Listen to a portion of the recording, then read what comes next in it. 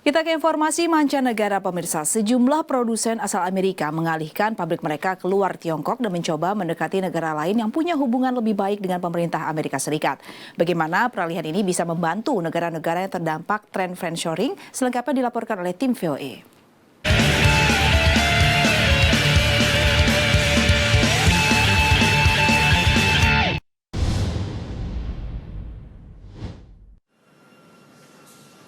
Selama beberapa dekade, Tiongkok jadi pabrik bagi pasar dunia yang menghasilkan 2 kali lipat total produksi manufaktur AS. Upah rendah, infrastruktur yang maju, dan dukungan pemerintah mendorong keberhasilan Tiongkok. Namun produsen Amerika kini melirik alternatif lain.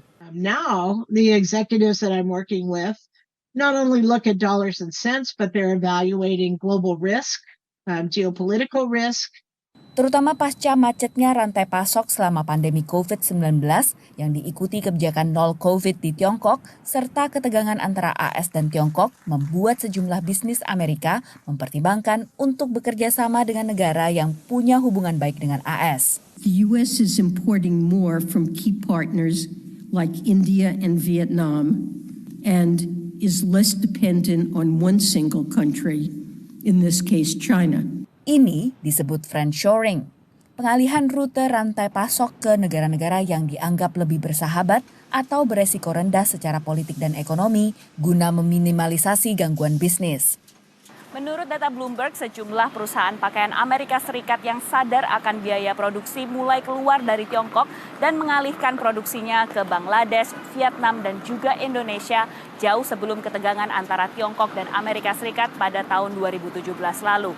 Sektor semikonduktor juga mengalihkan inovasi dan produksi mereka mengikuti insentif yang diberikan Amerika Serikat lewat UU CHIPS yang disahkan oleh Presiden Biden pada tahun 2022 lalu.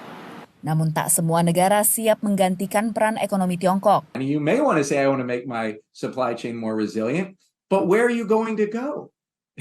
Because you can't take all of China and put it into Vietnam. You can't put it into Indonesia. You can't put it into India. So you're going to see some certainly diversification, but there are natural checks on how much that can happen.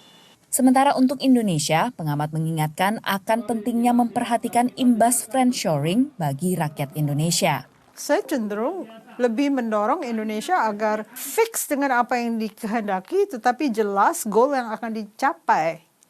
Karena kalau Anda mau berhubungan dengan berbagai negara, tidak ada standar satu yang bisa diacu.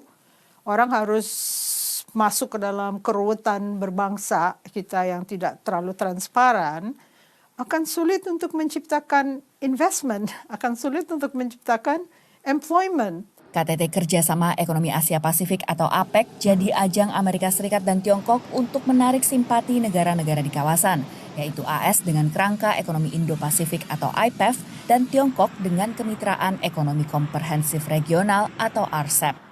Dari San Francisco, California, Virginia Gunawan dan tim VOA.